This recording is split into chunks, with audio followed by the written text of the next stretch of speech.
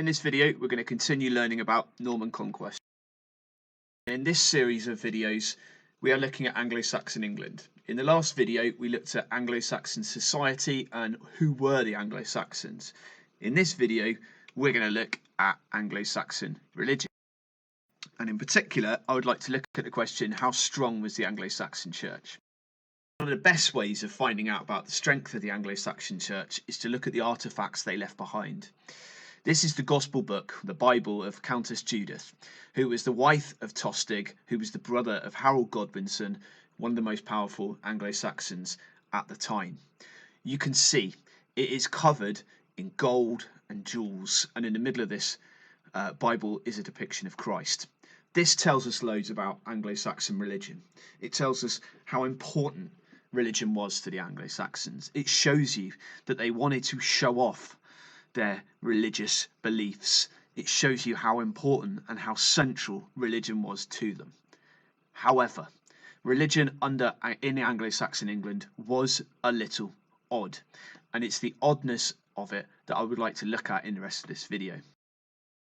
And we're going to look at different facts about the Anglo-Saxon Church, and I want you to consider with each of these facts whether this shows that the church was strong or whether it was not strong.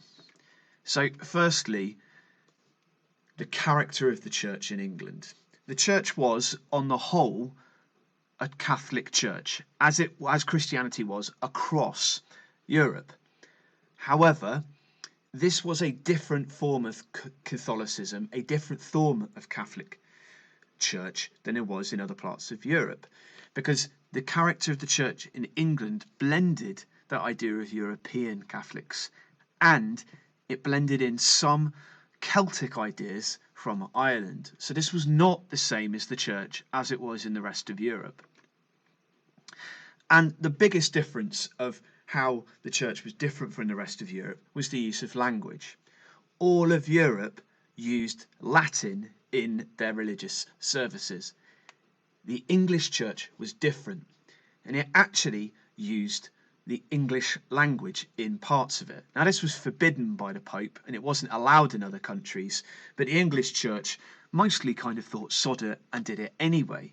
So there was a very big difference in terms of language.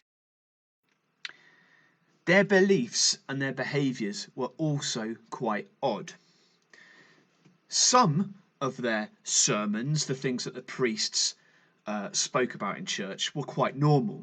So they criticised people's behaviour that they saw as sinful. But at the same time, some of those sermons also criticised spells and witchcraft, showing that people at the time still had some pagan beliefs. And those pagan beliefs were quite widespread in Anglo-Saxon England. So people genuinely believed in elves and goblins, and they believed in witches, and they believed in magic. And there are actually, from this time, there are rings that have been found with spells that are written on the insides of them or the outsides. So the Anglo-Saxons, in terms of their religious beliefs, definitely did believe in Christianity, but they also had this idea of pagan beliefs at the same time. Now, there were some incredibly religious, strong people in the Anglo-Saxon Church. And one of those really religious people was St. Dunstan. And St. Dunstan became the Archbishop of Canterbury in 960 AD. So this is just when England has become now a central single kingdom. And he was a very talented and very religious man. And he sought to end corruption in the church, and he wanted to improve the education of monks and nuns. And he went on a vast campaign of rebuilding churches and abbeys and monasteries. And monasteries are really throughout this time.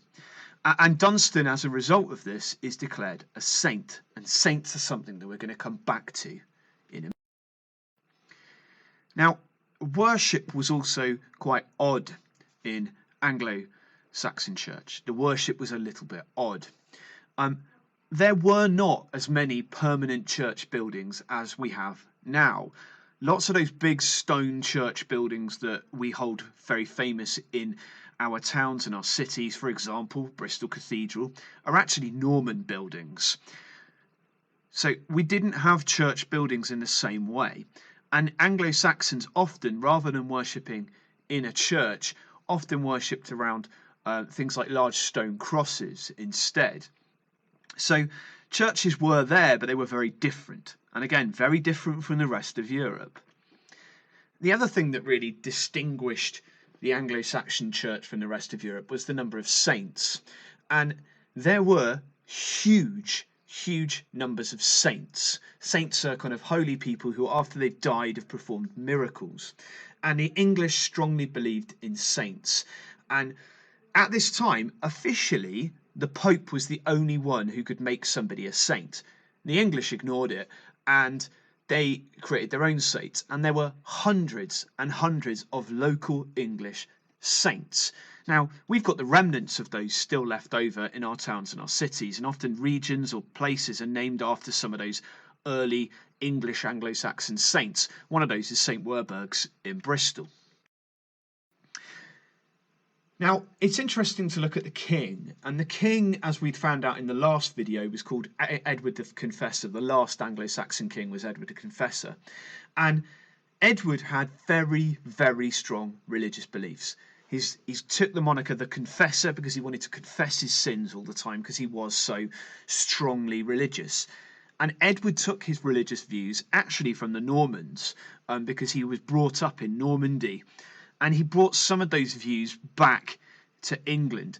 And he wanted to make the church in England much more religious and much more strong. He was stopped in doing that. He was stopped in doing that because the earls actually stopped him and pushed through their own Archbishop of Canterbury. And this is the last person I want to look at today. And the last key figure that you need to look at when we're looking at the Anglo-Saxon Church is Stigand. Now, Stigand is really the opposite of Dunstan, who we looked at before.